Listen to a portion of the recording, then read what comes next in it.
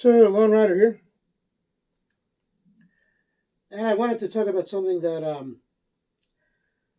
lot of people may not realize about cycling, and that's that cyclists aren't ogres. It's kind of funny, but there's a lot of people when they first think of, if they think of cycling at all, they think of it in terms of, you've got some guy with horns on his head who's going around hassling pedestrians and cutting off cars and just holding people up because he's a douchebag. Now, there are some people like that. Don't get me wrong. But I think generally speaking, you also have to consider that a lot of what the people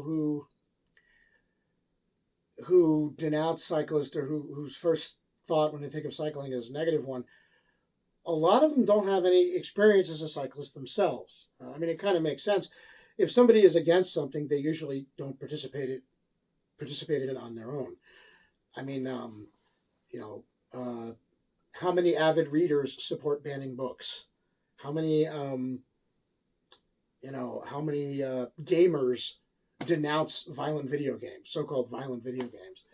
How many, people who, well, I don't know, go target shooting, ardently support gun prohibition? Generally speaking, if you're against something or you think poorly of the people who do it, you're probably not a participant in that activity themselves, yourself. Um, so I totally get that a lot of these people aren't bikers, so they don't have the experience as an adult cyclist to really evaluate the conduct of the cyclists that they encounter on a daily basis. And really, there aren't as many people who bicycle as who drive. Let's face it. So it's not a surprise that there's a lot of people who don't, let's say, they don't understand cycling. They don't have any personal experience with it as an adult, at least to the level that the avid cyclist does. You might have people who occasionally ride a bike with their kid, or they go down when they go down the shore, they ride a beach cruiser that they rent or something. But unless you're like actually an avid cyclist yourself, you really don't have a lot of experience in the things that probably seem to irk you the most when you encounter cyclists on the road. And so I just want to throw this out there that yes, there are some cyclists who are assholes. There's also some drivers who are assholes and some pedestrians who are assholes. And I think we can say, at least in terms of the cyclist interactions with pedestrians and drivers, generally speaking, you can say that most of the cyclists know the pedestrians are there and they know the drivers are there. There are a lot of drivers who don't even think about bicyclists until they encounter one and just get pissed off at him. And there are a lot of pedestrians who don't even look for bicyclists and then find themselves surprised that when they step into the street at the last minute without looking, maybe without looking for anything, but in particular, even if they do look for cars, a lot of them don't even look for bikes or conceptualize that that's another part of the traffic dynamic that they have to consider. They step out into the street all clueless, and then they act all indignant when there's a near miss, and you're like, oh my God, that guy almost like jumped in front of me, and I had to swerve around him. And they walk away thinking you're some kind of like reckless, never do well of the road. Well, no, I don't have my psychic cap on. I couldn't predict that you were going to jump out from behind a blind corner or whatever it is you did. So, think about that. The cyclist, especially the experienced cyclist, I know that a lot of pedestrians are clueless and a lot of drivers are clueless, at least when it comes to cyclists. So I'm sort of riding defensively, If I see somebody approaching a corner and I know that I'm too close to stop for safety, and it looks like they may just step out in front of me, I'm already setting myself up to go behind them. I'm not going to go in front of them because if they see me and then try to speed up, we're going to hit each other. If I see a car coming from a side street and it's approaching a stop sign, I've gotten pretty good at this. Even if I see it through trees or brush and I don't have a clear line of sight, I can usually tell how fast it's going and the distance.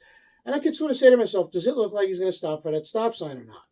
And in that case, I'm usually preparing to go around in case he doesn't, which involves being aware of the traffic behind me, and if I'm off to the side, what traffic is overtaking, etc. If I'm riding on the street, I'm aware of my surroundings, And I can hear, I mean, I can tell when a car is overtaking and going to pass by sound. Half the time I don't even have to look back. If there's doubt, I do, obviously. But, so the experienced rider, he thinks about these things and he sort of conceptualizes, oh, okay, that guy threw open a door and I was nearly caused to have an accident.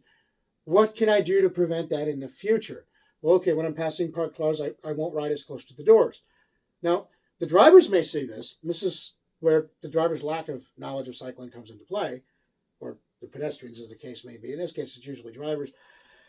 The driver sees the cyclist riding further out into the main lane of traffic than he thinks the cyclist should, and gets all in a hot. Well, he's doing that just because he's an asshole and he doesn't care. He's making me late for work. He may be doing that because he doesn't want to go straight to the ER when some clueless moron on a cell phone who's not paying attention just throws their door open without looking.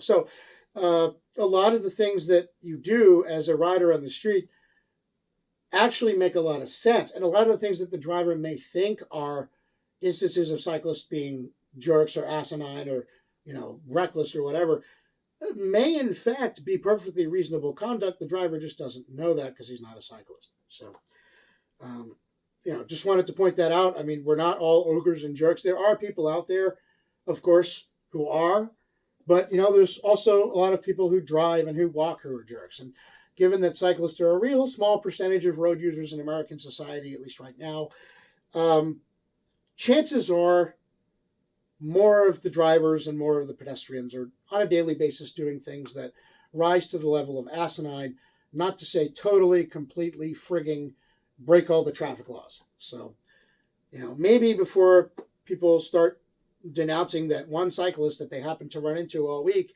that may not even be doing anything wrong, we should talk about all the people that drive drunk, all the people that talk on cell phones, all the jaywalkers that just leap into traffic like flying squirrels, all the people that think having a child in the back seat and being distracted is an appropriate excuse for committing a vehicular homicide. Just a thought.